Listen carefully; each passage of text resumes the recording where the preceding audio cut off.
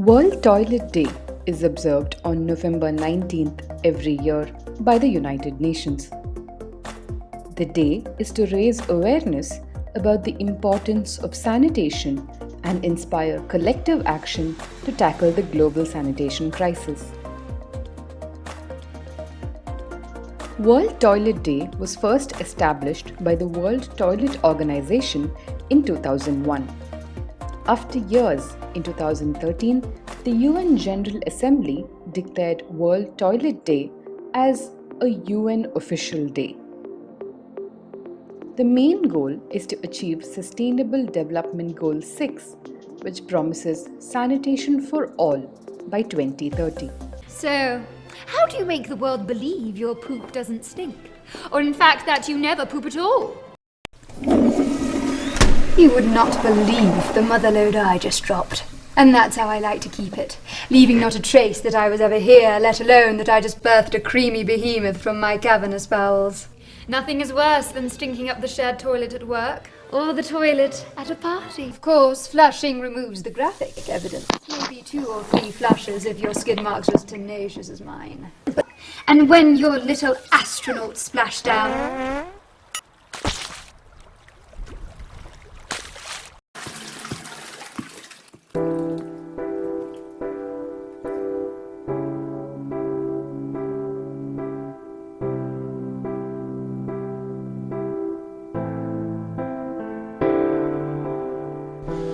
I am your toilet, so how do you do? I take away your wee and the odd number 2. Hello, good afternoon, everybody. I would like to officially welcome everyone to the 20th edition of the World Toilet Day, initiated by Jack Sim from Singapore. Hello, everybody. Happy World Toilet Day, 19th of November. This is a very important day to commemorate the United Nations effort to bring health, hygiene, and dignity and safety to all people. When we started 20 years ago, I saw that toilets was a taboo subject. 2.6 billion people at that time do not have access to proper sanitation. 8 years after, the United Nations accepted it as to and accessible toilets. If I wasn't there anymore, you can only imagine disaster. I am a lifesaver, and that is not a lie. Where I don't exist, thousands die. And the subject was not spoken because it was considered rude, embarrassing, and awkward. By making it humorous, as you can see in my background, we turned the subject from a taboo to a media darling. Over the last 20 years, the world population has increased by 1.9 billion people.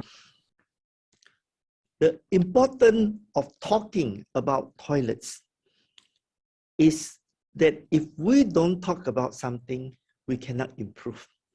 Therefore, in the commemorating our 20th anniversary of the World Toilet Day, I call on everyone, please do not be shy. Discuss about the toilet crisis. 2 billion people is still a big number. I would like to thank everybody, including the technical team and then the speakers, for joining us for today's event. My name is Malik Majno Herrera. I am an environmentalist from Waste Aggregate Composting Movement, and I have been supported in the past by various organizations to get to this point. Why are we here today? A decade and a half ago, I left the health field because a kid died on me due to sanitation-related illness. Then by 2005, there was an outbreak of cholera, and that became the last nail that broke the camel's back. So I decided to leave the health field and go into advocacy. A decade later, we formed an NGO with a dedicated team.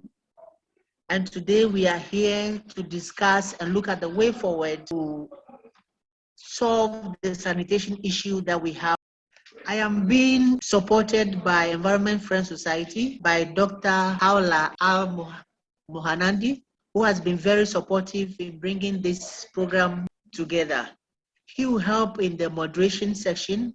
We will be having 5 speakers talk to us. At this juncture, I will give the opportunity to the United Nations representative to give his opening remark. So over to you, Mr. Alexandra from the United Nations Environment Program. Thank you very much, Malik. Dear colleagues, I would like to welcome you to this first series of the 2021 World Toilet Day webinar. This is a milestone towards the developing of safe sanitation systems. For many, having a World Toilet Day sounds like a joke, but the current COVID-19 pandemic has shown to all of us how important hygiene is to ensure a healthy and also a clean environment. Toilets may not be the most important things on our priority list, but access to one plays an integral role in our interaction with nature. Many countries in Africa, such as Ghana, still have some way to go, not only to achieve easy access for everybody to clean sanitary facilities, but also to ensure that our environment is treated in a way that does not disadvantage future generations. This important meeting comes at a time when our world is concerned with a global pandemic, which in itself is the result of a lack of hygiene and the multiple negative effects of our lifestyle on the environment, as well as how we deal with all sorts of waste streams, such as waste from slaughterhouses, domestic waste, medical waste. There are many environmental friendly alternatives, some of which even save money, and I think we should adopt and use them.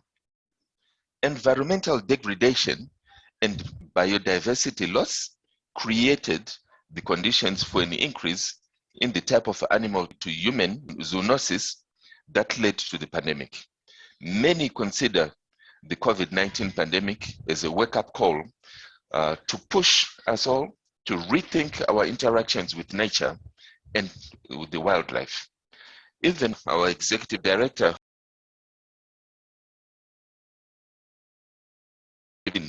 a message from nature.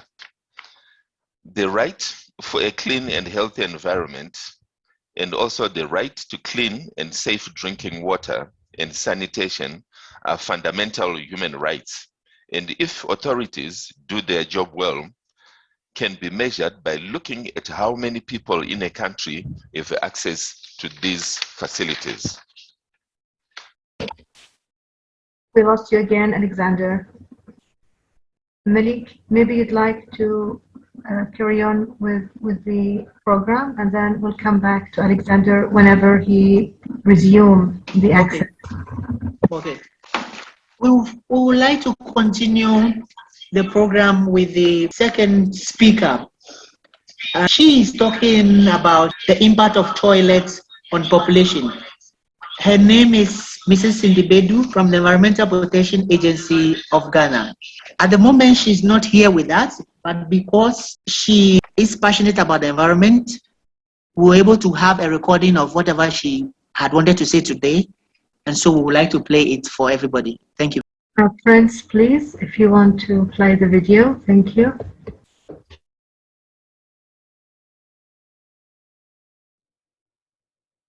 On the UN World Toilet Day, which is held every year on the 19th of November.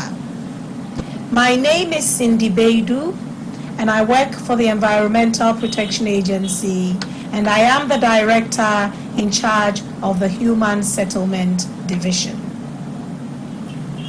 I'm happy to be part of the 5 speakers who will be speaking on the Zoom series on World Toilet Day 2021.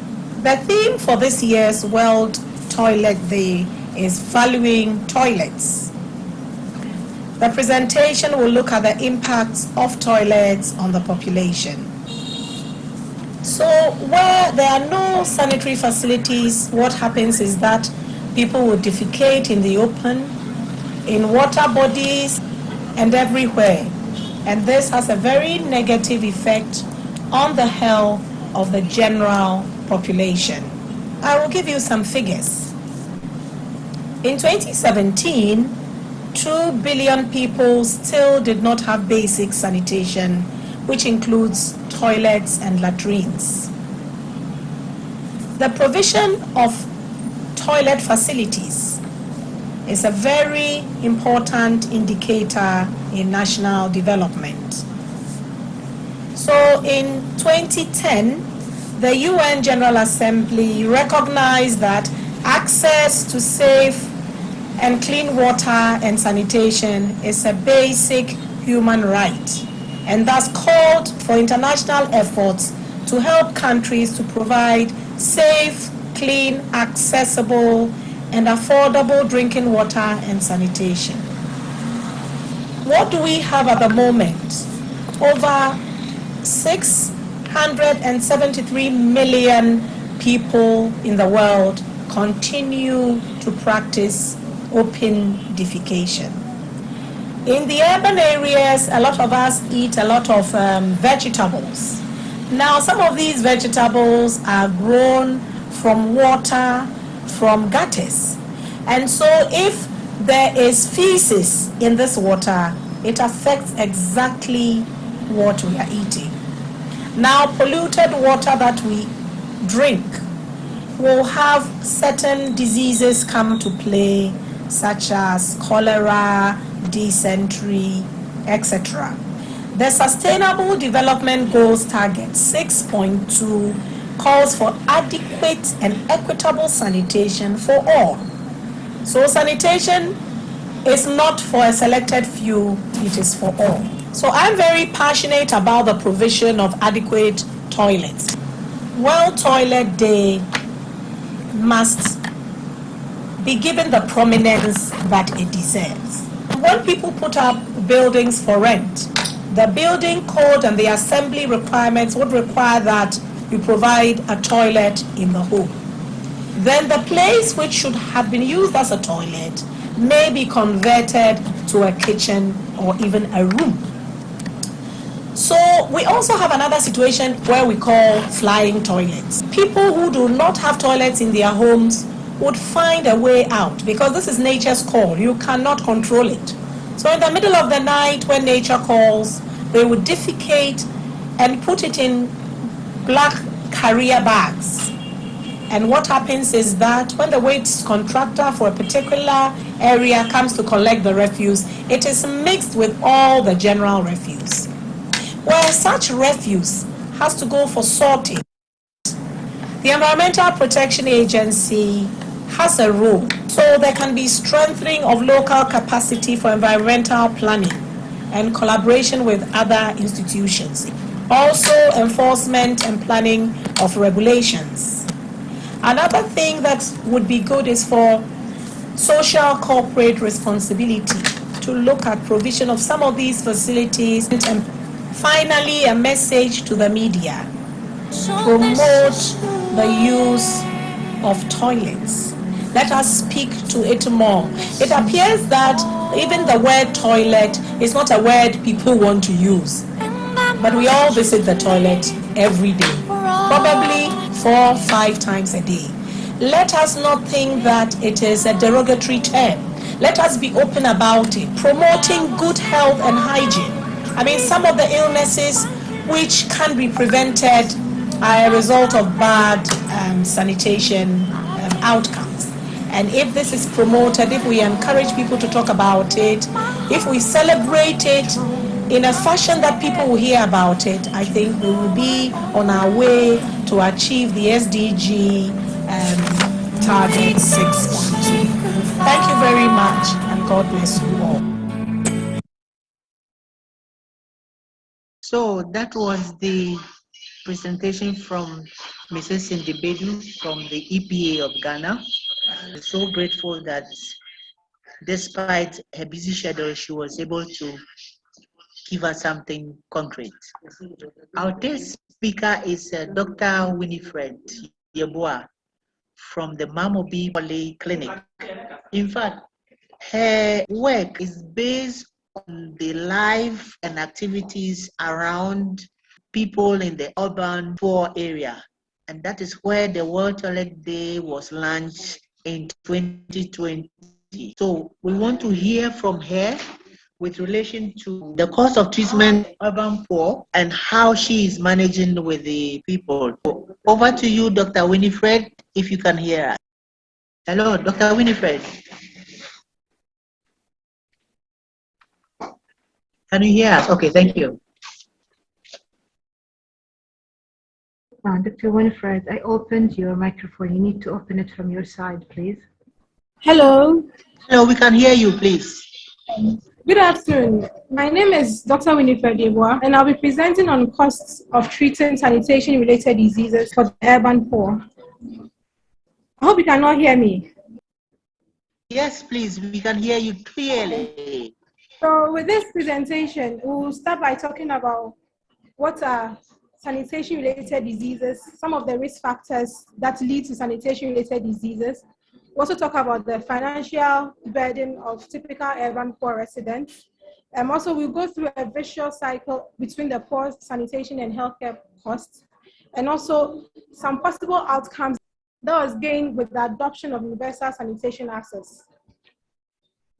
First of all, when we talk about sanitation-related disease, we are talking about diseases that are directly or indirectly linked to poor sanitation, poor hygiene, or unsafe water. So basically, we can put them into these groups, like the diarrhea diseases that we have, the cholera, the enteritis, the enteric fevers that we have. These are normally endemic in Africa and Ghana as a whole. And also talk about the parasitic infection, the malarias that we know about. Also talk about undernutrition and some acute respiratory infections like pneumonias, upper respiratory tract infection, etc. Also, it's worthy to note that about 10% of the world's disease burden is due to sanitation-related diseases and also can be directly linked to poverty. And also in Africa or in Ghana particularly, realize that 50% of the diseases that we see in our urban centers, like this hospital where I work, Mamobi, or at least 50% of the cases that we see are all due to sanitation-related diseases. So the risk factors I was talking about, initially I mentioned that poverty is actually a major risk factor. So imagine somebody in a typical urban poor resident who cannot afford a decent accommodation which comes with toilet facilities, a manageable refuse disposable mechanism. He or she is forced to defecate indiscriminately all over the place, they litter all over the place. This actually goes to decrease their environmental hygiene, also leading to these diseases that we are talking about, like the enteric fever especially. We see a lot of that in Mamobi here. Enteric fever, malaria, we see so many of those cases here. So institutionally, we can also talk about poor urban spatial planning, which can lead to inadequate provision of wash facilities, the toilet that we are talking about. And also one thing that goes with the poor enforcement of sanitation laws.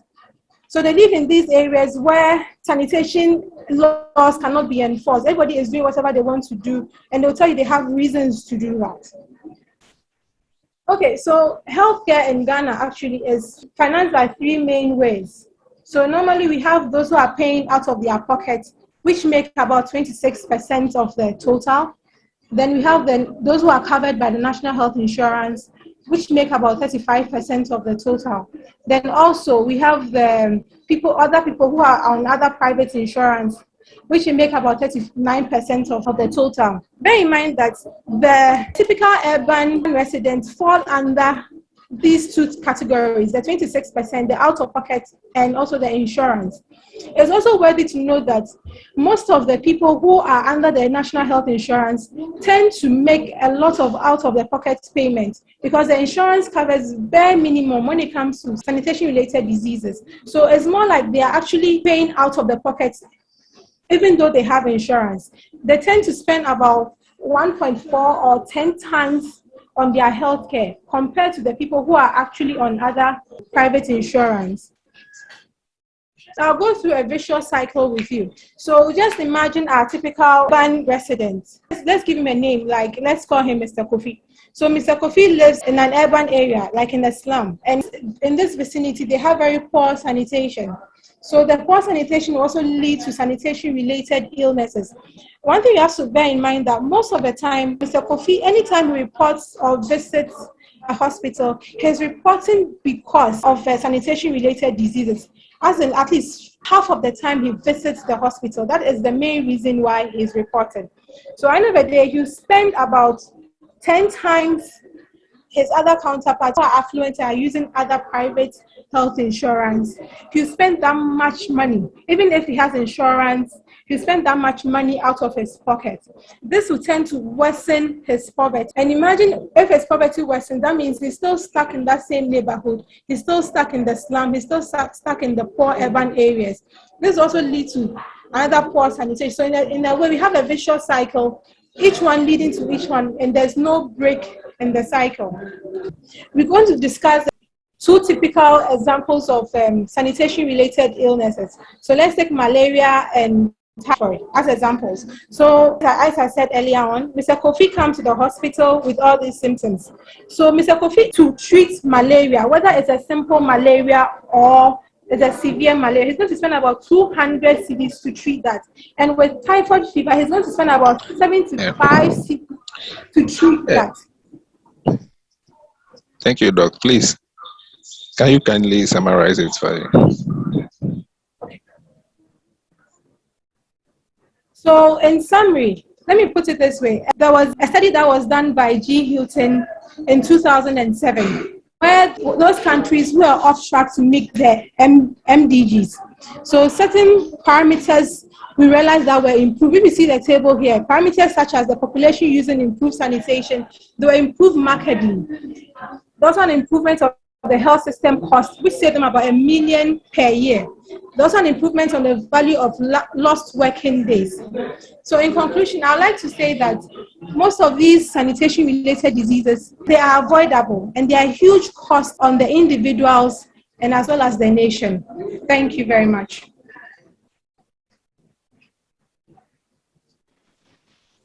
Thank you very much, Doctor, for the insight. We're very, very grateful that you took time, despite your busy schedule, to make available such insightful information. Our next speaker is Professor Shaima Ramani, the founder of Friends in Need India, an academic and a professor fellow in the United Nations University in the Netherlands. Her research focuses on the relationship between technology innovation and their governance for inclusive development. She was awarded the Woman of the Earth Trophy in 2008 by the Institute of the France and Yates Rocha Foundation. She's one of the rare economists to have published a premier journals on toilet design, sanitation drives, and open defecation, as well as on firm strategies in high-tech sectors such as biotechnology and nanotechnology. In 2016, she was awarded and recognized one of the 100 women who have achieved a lot in India by the India Ministry of Women and Children Development. At this juncture, I would like to welcome Professor Ramani to talk to us about the design and non-functioning toilet from her perspective. So over to you, Professor, if you are around. Thank you so much, Malik. Thank you so much, Malik. Can everyone hear me? I'm just going to share my screen. Can you see? Malik, can you let me know? Is my screen visible? Yes. Yes. Okay, thank you so much. It's very visible. I think I'm going to talk about what really is a multi-headed problem, and I think many of the things that I say about India is really true many countries in Africa. So I'm just going to run you through what is really stalling India from reaching the Sustainable Development Goal 6.2 for eliminating open defecation. So basically, I run an NGO in addition to being an academic. It was created in the aftermath of the tsunami of 2004, which really shows sanitation is one of the issues that must be addressed to adapt to climate change and also in some ways to mitigate the negative effects of climate change. So I'm just going to say that what we basically wanted to do in a village, I was very shocked to go to a village and see that it was so dirty. I imagined villages to be lovely places to be in, especially after seeing all these Bollywood films that some of you might have seen, with all the heroines and heroes dancing around these very green fields which are very clean. But it's not like that. And there is a lot of open defecation, littering and burning of waste. These are all interlinked, and we wanted to share our knowledge with all to contribute to sustainability transitions in all parts of the world. And now I must say that's why here it's interesting, because we are trying to be a kind of a cross-border organization working with both practitioners and as academics, with the base of the income pyramid communities and also the informal workers. So in India, you see, we have something called the Clean India Mission.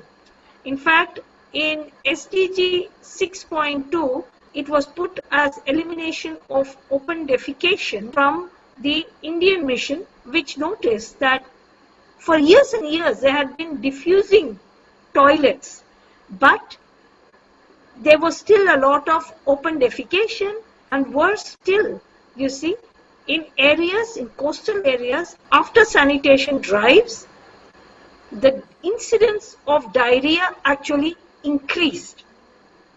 So it went against the grain of common sense of saying diffuse toilets, make people use them and watch the health status improve. It didn't happen that way. And that's because design matters and a lot of other things as well. So India has come a long way, as has Africa, all the African countries. I don't know how much this is a problem here, but in India, you see, we were declared an open defecation-free country in 2019 by our head of state, our Prime Minister, Mr. Modi, and our SDG report signed by an equally smiling UN officer congratulates India on it. On the other hand, in 2020, the WHO UNICEF report says that India has an open defecation rate of 15%. So one of the things, you see, we really want to emphasize here is that it's okay to fail, but it's important to acknowledge it. Then only we can see how to address the failures, because I think that all countries are making real efforts, but it has to be made smarter, and for that we have to acknowledge the design failures. Malik, I say design failures not only in terms of technology, but failures in terms of governance, education, data collection, impact evaluation, nudging people to use. So it is for me a design problem, but design at many, many levels. So I want to just say that we have a big problem of quality artisans, especially in the rural villages. We have a big problem because we don't have protocols. We don't have protocols, we don't have qualified masons, and everybody even builds septic tanks, whereas it's just a collection pit.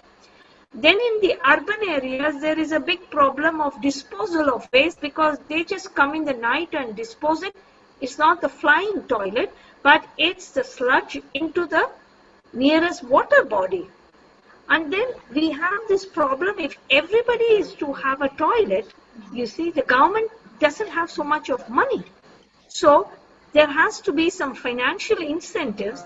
Then, of course, the behavioral change, because toilets are not just for women. That's why I put this photo, because this re-emphasizes that, you know, the toilets are only for females and it's for everybody. And in fact, I found that in India, many, especially in rural areas, basically open defecation is an opportunity for gendered interaction and also separated by age. Okay, when youngsters can go and gossip without being bothered by elders, etc. So unless we have a systemic alternative to open defecation, I don't see it happening. So then, of course, design matters in terms of context, whether they are in rural areas, urban slums, coastal areas, schools, etc. So again, want to say that there are regular reports, even by the government, saying that as we rush to build toilets, and this is from an audit survey of projects for which grants have been given by the government. So there is a report by the external audit, okay, saying that these toilets have not been fully constructed. They've been constructed, but they're not being used. There's a lack of running water inside the toilet, so it becomes messy because we are washers and we need to flush out. There is sometimes no hand washing facility, and these might happen, these might all work for some time, but because of defective construction or maintenance, they stop getting used because they become very smelly. And then this actually creates a sort of negative mindset towards toilets. And nobody wants to work on them, to maintain them, and nobody has belief in them. So that's why you see this kind of a design problem. We need to ensure that we don't have construction defects.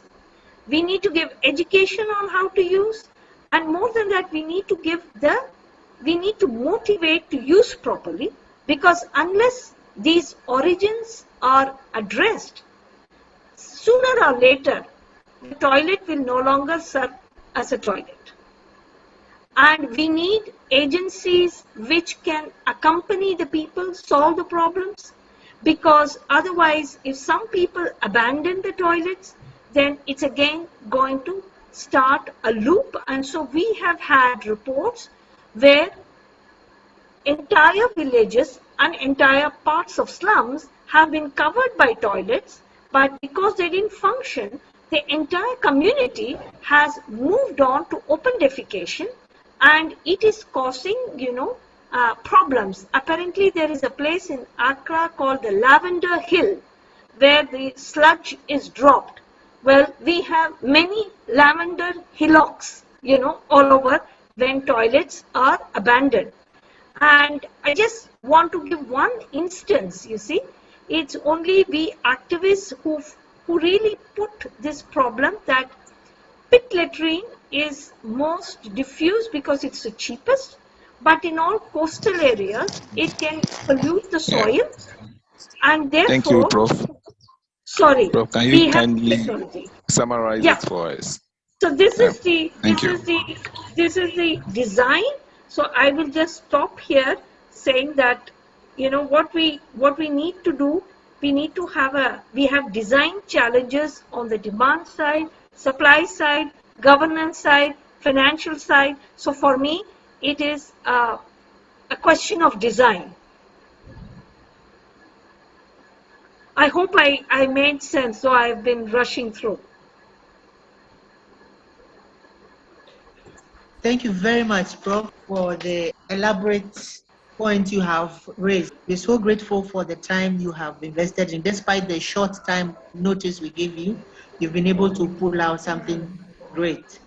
I would like to remind everybody that the Colombian ambassador to Ghana did some work in Ghana, and then you comment on the work he has done. Okay, so Your Excellency, please, if you are around, could you please raise your hand so that we can open the mic for you?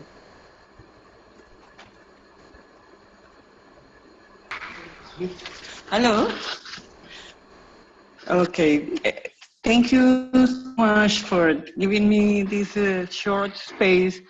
I want to congratulate the calling of this important day in Ghana, joining the clear message of the need to improve the quality of life of the different countries, cities, and towns where the concept of the toilet and the personal care and and keeping good health hasn't yet arrived fully.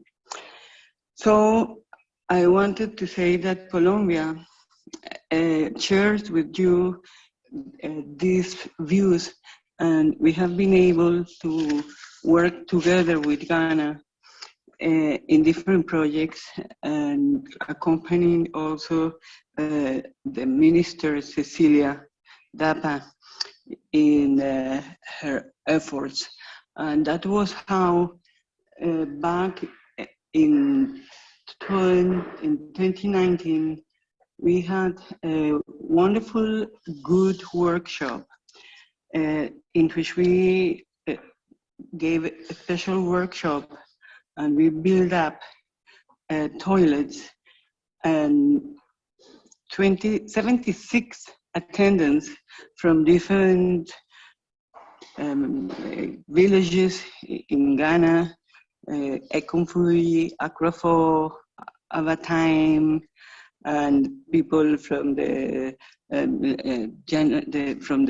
authority of anyway, the youth directors and mayors of Accra people, and even people from Togo join us. And we had a wonderful experience giving them training and giving them capacity to reproduce the building of these systems in their own places. And years later, we also had the composting toilets in Ghana. Again, there were workshops, and there were Colombian architects, and we provided practical and technical knowledge for this practice. And not only it was the building of the toilets in themselves, but exchanging also workshops with the communities of the benefits of adopting these new protocols. And we want to continue supporting and congratulating Ghana for this effort. We believe that among the SDGs and the 2030, the idea is to have the whole country under that new practice. So at the same time, I want to tell you that there are many people that supported our projects, and among them, for example, the holy tanks, Ashok Mohinani, and also we had in different occasions Sum Lion.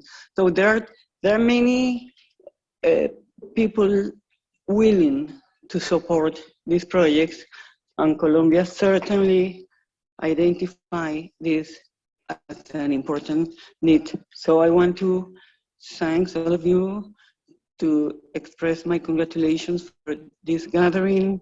I am really happy to hear the authorized voices and the commitment that exists to continue this purpose ahead.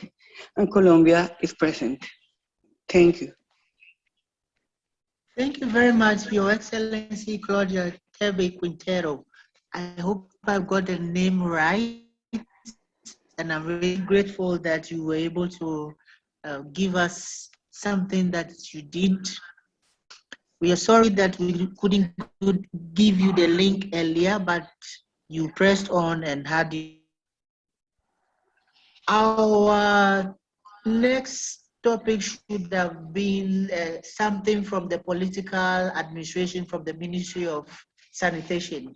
Somebody raised their hand, and I thought that that was from a representative from the ministry. But since I didn't get a response, I want to quickly move to my co-facilitator, Carla, to from here, please.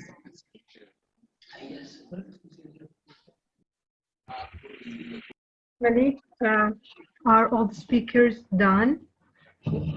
Are we now in the discussion session? One person from the Ministry of Sanitation was supposed to represent the minister, and somebody raised their hand. I have sent messages, but the person has not responded. So I think we should continue to with the discussion session. It's Kwabena. The name is Kwabena, but he hasn't responded. So let's continue, please. We have Kabina in the list. There is the engineer Kabina. No, Ebo. I'm talking of Kwabena Ebo. There were two Kabina with us when we started. Yes, So yes, can we yes. just ask once more if the representative is here? Emily, can you ask them, please, to be sure? Yeah, I asked, but I haven't gotten a response from the. Okay. All right. Yes. Fair enough. Yes. Right. Is the UNIP representative still here? Because we lost him in the middle of the speech. So maybe if he's here, he'd like to continue. I haven't seen. Right. Okay. I think he had a technical issue. Right. That's all right. Well, thank you, Malik. Thank you, everyone, for attending this very special and could be surprising topic of an event.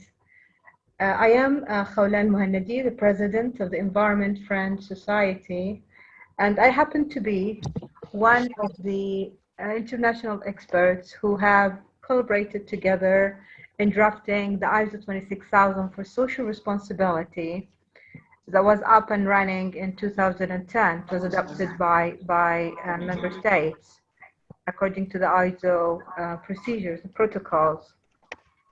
I remember very well that there was a person, just one person, in the ISO 26000 expert group who has raised the issue of access, the right to access to clean, accessible, affordable toilets. And I remember that we were surprised. We were meeting in Vienna in that year. It was 2008. And it took us a while to understand and realize that some things that people have and taken for granted is still an issue for people in other places. And as the first speakers put it in a very beautiful way, she said, it should not be a privilege for some, it's the right for everyone. And this is the issue. This is the main issue. This is why this seminar is taking place. And as the Environment Friend Society, as we are talking now from Bahrain, we never heard of such an issue in Bahrain or in the Gulf states or in the places that we've been to. But there are places who's suffering from this from this very complicated problem, as we have seen from the different presentations. I was listening carefully to the presentations from Africa and from Asia, Professor Shaima from India, and yes, you're right. When we were watching the films, the Bollywood films, and just looking at the dancers running all over the place in the forest, between the trees, it looked very clean for us. We thought it's heaven on earth. But then there you are. You went and you saw the reality.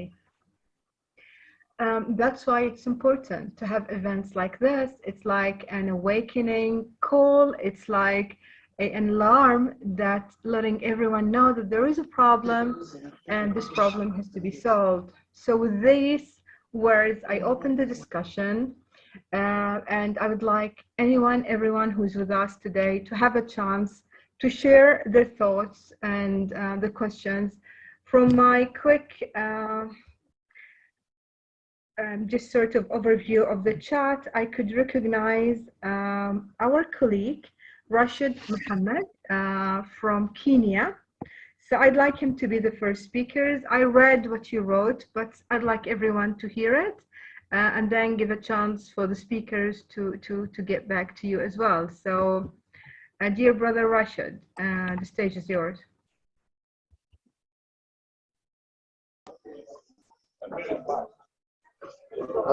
Hello. Hello, we Hello. can hear you. Yeah, my name is Rashid Mohammed, as you said, and I am from an organization called Arid Action Forum, based in Kenya and in the Arid region of Kenya. Well, I want to say I'm delighted to attend. To have participated through Zoom this important event, which talks about sanitation and hygiene, but again, courtesy of World Toilet Day. I come from an area where defecation is very high. I come from an area again where perennial water shortage is very common. There must be a dichotomy between access to water, let alone even clean water, but even access to water is very essential again to ensure that there is that kind of upscaling our hygiene and also meeting the goals of hygiene and sanitation. So essentially what I'm trying to say is that these things go together, and therefore in essence what I'm also trying to say is that rural-based communities, the rate is very high in terms of poor sanitation and hygiene. And if you look, where I come from is very rural, and generally if you look at the poverty index, because all these things rotate around the poverty index. The poverty index is very high, and therefore the lack of sanitation is so much connected to also poverty. So that's what I wanted to say, and I thank Dr. Hola for giving me the opportunity to speak to at least today's event. Thank you very much. Thank you very much. Your comment, Rashid, comes from reality, comes from people who are working on the ground. That's why it's very important. I would like the speakers, one of the speakers at least, to answer or to comment on this. But before we do this, I'll just take a second question from Ebenezer. Yeah, I cannot pronounce your name, sorry. I think it's Blaso. So I opened your microphone. If you'd like, please, to share your question or your comment. Thank you, Malik. First and foremost, I want to know. Can you say your name first, please, so that we pronounce it correctly next time? My name is Ebenezer Yao Blasu from Ghana. Okay. Hello. Please go ahead. Yeah. Okay. Because the first speaker talked about the problem with designs and constructions that make people not to believe in new toilet systems. And as I was listening, I said, yes, exactly, that was the problem that some of us have particularly when the idea of biofuel system was introduced, because it was new in our area and we haven't seen anyone to talk to technically, we're not trusting those who are designing, who claim to know how to design and build it. And therefore, we didn't go in for it. Yet, as we hear all people talk about it, we think we also will want to be part of that system. So how can we access to know good designers and constructors so that we can apply that to our new houses? That's the first question. Then the second is related. If we have the old septic tank system already where we flush and all the toilet move into a septic tank to be collected later on, can we reconvert that one to a biofuel system? These two questions are what I want to be answered. Thank you. Thank you very much. I find both questions very valid and very important, and I think many of us have similar questions. So I would like to come back to the speakers, and I will ask you, and you can answer both questions or one of them, and we'll go one by the speakers. So I'd like to start with Dr. Shaima. Please go ahead. So what I want to say is that normally a septic tank cannot be reconverted into by a biofuel. I suppose you mean a biogas. It's difficult, but most of the septic tanks themselves are ill-constructed, and therefore a better method would be to make it into a urine diverting dry flush toilet. See, if you can separate the urine and the feces, there is no problem, and you can get good compost. The entire thing is recyclable. I do believe that the dry urine diverting toilet is the way of the future. This corresponds to something called the EcoSan, because it is low cost, and but it needs user willingness and education. So it cannot be just reconverted without additional cost. That's what I meant to say. But it is possible. Thank you. So Engineer Kubina, you are unmuted. Yes, thank you very much. I'm happy to be part of this webinar. It's very interesting, this discussion. First and foremost, I want to humbly disagree with the last speaker about these EcoSan toilets, with the use of it. I think, you know, any attempt to downgrade some of the technical solutions may not be the best for us. And that's how come all these so-called low-tech appropriate solutions have not worked. Because it's very dehumanizing to try and get a fellow human being to deal with another person's waste, human waste. So as much as possible, we should try and head towards a system where the human being does not come into contact with his feces again. Which brings me to the issue of what is the current state of sanitation management, especially in the third world or the least developed countries. You know, what level of investment are governments prepared to make to ensure that sanitation becomes a priority? Because it's been said here that virtually 10% of the global disease burden is directly linked to sanitation. So the cost, eventual cost to our health budgets is very huge. And so I would want to see a complete paradigm shift in what we are doing, rather than concentrate on these so-called cheaper alternatives that never work.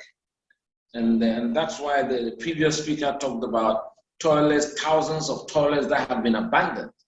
I was doing a little study in Ghana, in fact in Africa, on the progress towards SDGs 6, and I realized that most of the countries are way behind. I think it was Rashid who said there's a connection, clear connection between access to water and compliance or to standards of sanitation, you know, and that is a real issue. How are we increasing access to water in the first place for our populations so that we can now educate them to, at the household level, at the individual level, to be more compliant with sanitation standards and therefore reduce the risk of contracting diseases and increasing the global disease burden. So those are dicey issues that I think policymakers, the technocrats should be looking at. The issue of what technology choice is appropriate to solve this problem, because we know that all over the world, I think the United Nations population studies is indicating by 2030, more than 60% of our populations will be in the urban areas. So it's not really the rural areas where the problems are. In the rural areas, the density of population is lower. If you take a country like Ghana, there are slums that are in areas where there's access to water, but there's still slums and poor sanitation. So it is how the policymakers work with the local communities and the local assemblies to provide solutions for these densely populated, chaotic slums, to understand by public education what they have to do and the risks that they face if they don't practice proper sanitation measures. So all this, what I want to say is that I think there should be a major shift here. In Ghana, for instance, I know there is no technical agency that oversees the sanitation strategy or in charge of sanitation, for instance.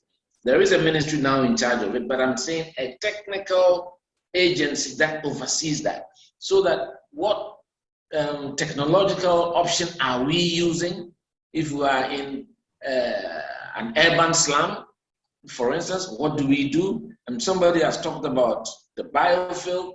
Yes, I know of some engineers who have brought about the biofuel, which is a good thing. How can we get the population to learn more about that and let them use the biofuel the more? Or what other alternatives that there may be? So we need that technical agency to take certain key decisions to be able to advance our progress towards the SDGs. Oh, we are only 9 years away from 2030. If I look at the figures as we have them now, and there's no way within 9 years we'll be able to achieve the targets that are set in the SDGs. So we have a big problem here trying to resolve this matter of water and sanitation, because yes, we've seen a lot of improvement with access to water, especially in the urban areas. But in the peri-urban poor areas where there's heavy concentration of human beings in small areas, we have to find a better way of designing and developing the human settlement. So that is our land use policies and all the things that especially the local assemblies can supervise to make sure that the right things are done. I cannot for the life of me understand why the assemblies can give a building permit without inspecting and making sure that that building has enough sanitation facilities for the prospective tenants who be there. And so this clarification of yes. I think your point is clear. We'll come back to you at the end for a recommendation. So please prepare 1 or 2 or 3 maximum recommendation, because this is what we want to come back to. Okay.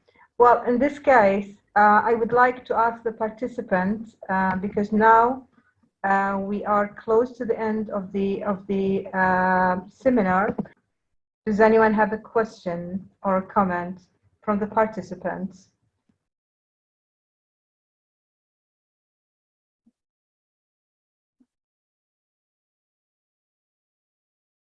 Well, I don't see any hands. So in this case, I'll come back to our honored speakers, and Dr. Shaima, I'm sure you want to comment on what Engineer Corbina was saying. You can hear us. I can hear a voice, but I just don't know from where it's coming. Right.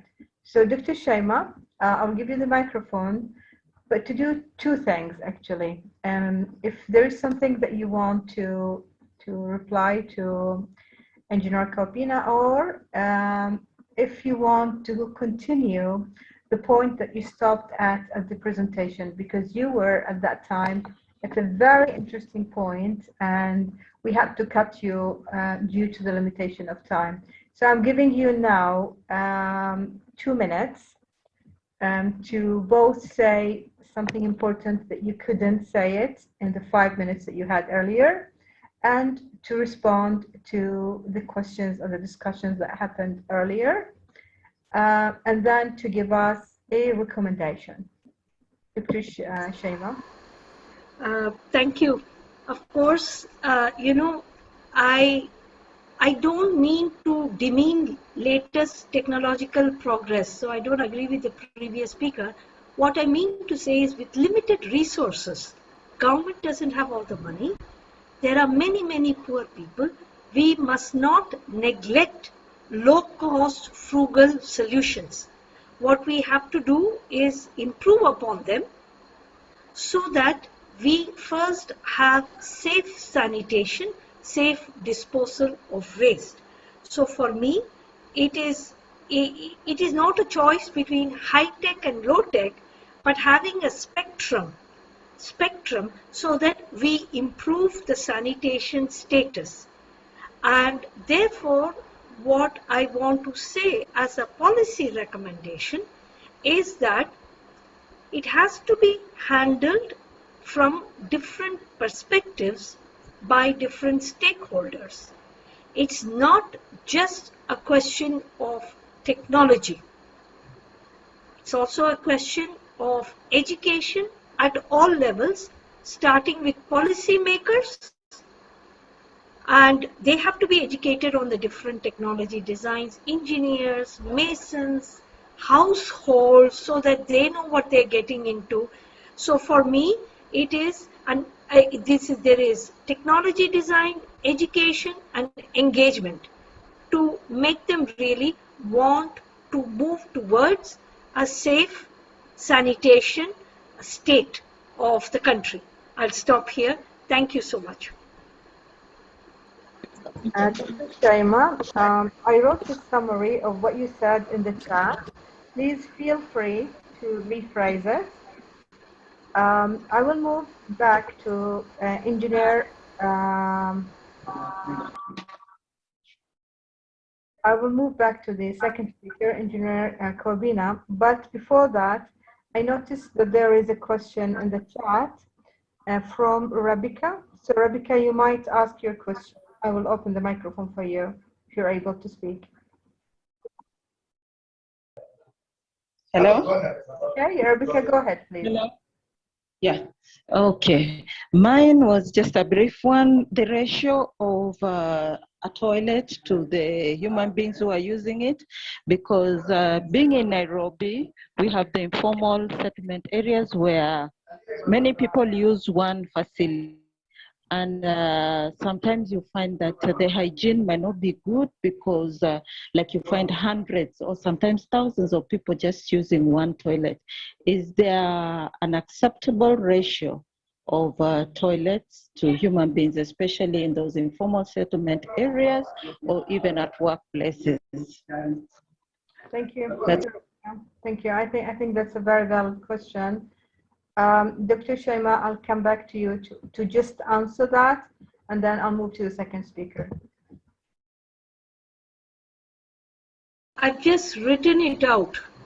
I just meant to say that low-cost, frugal technology designs should not be abandoned. At the same time, the designs have to be improved because there's a problem of scarce resources. We simply do not have enough funds to build good toilets with septic tank, biogas, what have you, good ones, proper ones for everybody. I don't think any government has the resources. And even if we do, we are moving away from centralized solutions, with sludge plants, which are very costly, to decentralized solutions. Even for that, we just don't have the money to build the best ones, the most sophisticated ones. The second thing is, technology design is not the only dimension of the problem. There's a need for education at all levels, and we also need innovative financial models. And of course, I'm not put here, but as I said in my presentation, we need to have data. We need to have data on what is there, what works, what doesn't, and it should be truthful because there is nothing wrong in failures. So there's a lot of discrepancies even in publicly available data, because even as I said in the case of India, there are discrepancies even between the different UN institutions on their evaluation of the state of open defecation in different countries. So technology design is very important, but it is not the only problem. Thank you. Thank you, Dr. Shaima. I would like to move to our second honor speaker, Engineer Kalbina. Please, you have 3 minutes now to answer any of the points that has been discussed before, but to answer as well the last question about the ratio, if there is an accepted ratio of people per toilet, and then give us your recommendation. Engineer Kalbina, the stage is yours. Thank you very much. As I stated much earlier, I'm not against engagement or stakeholder engagement and that kind of thing. We have traveled this road for the last maybe 20, 30 years. I've attended several WEDEC conferences, both in Nairobi, Lavro, Accra, Kumasi, and we come back to the same issue, you know. Yes, it is true that I'm not saying that it's a total, we should disregard those technologies, but I think there has been an overemphasis on those low-cost technologies, and it hasn't brought any respite to the suffering underserved populations of these countries. So we may have to be a lot more innovative. I know, for instance, in parts of Ghana and Senegal, especially in the urban, densely populated areas, they've used the small bore sewers, very small bore sewers, what they call condominium sewerage, to capture all the waste and even reuse the waste. And we are thinking about looking at a closed loop arrangement where a lot of the waste that we generate, we can reuse. You can only do that when you capture it. And if you look at the cost of one septic tank in a household, there's that discussion that is ongoing, and a study is about to start on that. If you look at the cost of putting one septic tank in a household, and the fact that there's a certain frequency of dislodging, maybe every 2 years you have to dislodge. If you do the financial computation and just have a small bore sewer, not bigger than 1 foot UPVC pipe that is connected to all these houses, it's a much cheaper financial alternative, and it provides you the ability to also collect all this waste. You can reuse the water for gardening and other things, and then you can then use the sludge for composting. And all you need is a little more space in that community, and that can be worked out if the planners take their time and they incorporate it into the scheme for any particular human settlement. So I agree that design, education, and engagement is necessary, but I also think that we've spent far too much time looking for solutions that haven't worked over the last 20, 30 years, and we should move away from that. Thank you. I will, being one of the organizers of this event, and I know that some of the participants come from my region, from West Asia region, and some of them do not speak fluent English. So I would like to give a chance to have a question in Arabic, and I'll translate it. الأساتذة الحضور، الأخوة الأفاضل، من منطقتنا العربية. إذا كان لديكم أي سؤال أو تعليق بإمكانكم أن تسألونا أو تقدمون الملاحظة بالعربي وأنا راح أترجمها بالإنجليزي، بس رجاء استخدموا إشارة رفع اليد. دكتور عبد الله، تحب أن تقدم أي مداخلة أو أي سؤال؟ لأن أعتقد منطقتكم بالذات يعني يمكن يكون لها علاقة كبيرة بالموضوع عن المرافق الصحية العامة وتوفرها. دكتور عبد الله عمر، من فتحت لك الميكروفون، أو لو حاب إنك تكتب بالشات باللغة العربية. تفضل دكتور. أيوة، السلام عليكم. السلام ورحمة الله وبركاته. أنا يعني تابعت الموضوع منذ البداية، ويعني سعيد أن أكون معكم وأستمع إلى هذه الآراء المختلفة حول التويت واستخداماته والأماكن اللي فيها نقص والأماكن اللي فيها قصور في جانب التواليت. نحن في اليمن يعني نوعا ما في المدن التواليت موجود في المدن بشكل كبير جدا، لكن فقط في الأرياف وفي الأرياف هذه لا تحتوي يعني على تواليت بشكل كبير يعني. والآن لكن في مساعدات كثيرة تأتي ويتغلبوا على هذا النقص الذي موجود في التواليت. وهل تشكل مشكلة صحية دكتور مثل ما في الهند وفي غانا وفي كينيا تمثل مشاكل صحية بالنسبة لهم؟ فهل شكلت مشاكل صحية يعني خصوصا في ظروف الحرب وفي الظروف الأخيرة؟ أعتقد لا، لأنه المرافق الصحية يعني تمشي وما فيش أي مشاكل فيها. من حيث المجاري تمشي وما إلى ذلك، وربما يعني نسبة الظروف الصحية نسبة بسيطة جدا، يعني موجود تأثيرها تأثير قليل جدا، لكن ليس ب50% أو أكثر من 50%. أوكي تمام. إذا دكتور بس لو ذكرني أنت من أي جامعة؟ من عدن. جامعة عدن. شكرا دكتور، شكرا لمداخلتك، شكرا لك. So Dr. Abdullah Omar from Aden University, Professor Abdullah Omar from Aden University from Yemen, he shared the experience from Yemen. As you may know that Yemen is suffering now for a few years from wars, in addition to quite a few other problems. He said that in the cities, although they have many problems, you know, in different environmental issues, but the sanitation and the toilets is not an issue in the cities, but in the far areas and the spur areas, it is there, but it is not as huge as he heard in India and in Ghana and in other places. And he said the good news is that it is controlled slowly, but mainly this is happening because they're getting financial aid to do that. So I just wanted to share that experience and that sort of insight from another region, because we've heard from Far East and we've heard from Africa. So it was really good to hear from West Asia region as well.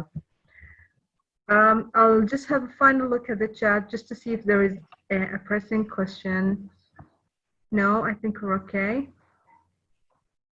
Right, so Alexander from UNEV is here with us. I'd like to give you 1 minute to conclude your speech, because in both cases we were losing you. So I hope that your internet access is better. So I'll just open your microphone. And I hope that I answered your question. Yeah, I translated what you said. Alexander from UNEV, the microphone is open. Can you hear me? Yeah, we can hear you now. Okay. Well, at least I had gone through at least about half the speech. So, okay, I can go through the other half. Yeah, we're looking forward. Sure, okay. So I was just saying, finally, on the adjustment of lifestyles, I think this is very necessary for true change. And UNEP would like to thank the Association of Spouses of Head, the waste segregation and composting movement for their tireless effort to improve sanitation and environment protection, and beyond the Ministry of Sanitation for their readiness to collaborate with these organizations. And I had, I mean, a phrase that was alluding to the 5 speakers, that at least, I mean, they all come from diverse fields, and they have a lot of experience and case studies from the respective countries, so that at least we can better understand the magnitude of what we are faced with, and hopefully how best we can tackle it, looking at best practices from other countries. With those few words, I mean, I think it was a very interesting session. I've also learned quite a lot, and I hope to keep learning more from you all. Thank you very much. Thank you very much, Alexander. And it was, I think it was timely. It just came in the right time.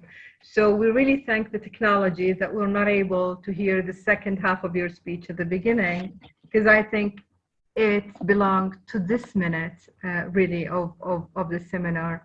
I'd like to join you in thanking Malik first and his organization for their perseverance, actually, in following this topic. So last year, at about the same time, Malik approached us and at the Environmental Society of Bahrain, and he said he'd like to organize a seminar, and we did, actually. The seminar was attended by very few people, and at that time we converted it into a brainstorming. So there were people from Kenya, from Bahrain, from Saudi Arabia, from Kuwait, and 2 other countries. I can't remember, I think Lebanon and Jordan. And we converted it into a brainstorming session, and we thought next year a bigger event will happen. And Malik have succeeded in convincing all of us to come together and put together this very, very, very informative seminar. I should say that being in the environmental field for 21 years, I never paid attention to this topic, although it is important, but mainly because each NGO will focus on what they consider more important in their surrounding, in their country. But as environmentalists, we always say that the environment is not safe anywhere if it's not safe everywhere. And any environmental situation has to be looked at, and all of us as NGOs of the world should work together, helping and supporting one another to make things better for every environment. And I'm really grateful and happy to see professors from different universities joining us today, sharing their experience, sharing their knowledge. I really thank them for this, for their time, for their effort. And I think it's well invested. Your time is well invested when you direct it to something that matters, to changing things on the ground. And when I see the disagreement between speakers, I think this is very healthy, because that's how we should go about things. It's through the disagreement that we reach the best solution. And yes, it's a multi-stakeholder approach, and it's an important issue in many places. But of course, we need the local solutions. We need people to know what are their priorities and how they can achieve them. But before and after all of this, we need everyone to put their best effort to make this happen. I'm also happy that UNEP is joining us this year, and I hope, Monique, that after you construct the report of this seminar, that you share it with UNEP, and UNEP will share it with other entities, and maybe sections or units inside UNEP or in the UN that can support you in this work. So with these words, I would like to hand the microphone back to my colleague, Monique, to give us the closing speech for the session. Monique? Yeah, thank you very much, Dr. Howler, for holding the fort for us since the inception of this discussion. I'm very grateful for everybody who made time to attend. It hasn't been easy for you because a lot of Zoom meetings have been going on in different parts of the world, but you chose to join us. I would like to conclude by saying that with respect to all that we have discussed, the way forward is now to get the data of how many toilets have been added to the already existing ones from 2020 till now, of all the African countries before the 2021 African Cup of Nations in Cameroon. When it comes to sanitation, a lot of people do not put priority on its value. But when it comes to entertainment, all the sponsorship and the rest go on. So we want to build a conversation around it, and that is why we had this first one.